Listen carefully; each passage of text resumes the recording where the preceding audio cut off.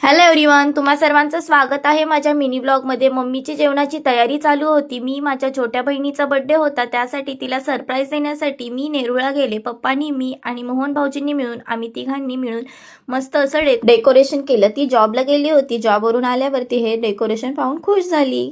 त्यानंतर तिने रेडी झाली व नंतर आम्ही फोटोशूट केले। तिघींचा फोटो काढून घेतला व मम्मीने तिला ओवाळलं, मी ओवाळलं आणि समीक्षाने सुद्धा ओवाळलं। त्यानंतर केक कटिंग करायचा होता, मग सर्व चिल्लर पार्टीला घेऊन तिने केक कटिंग करून घेतला।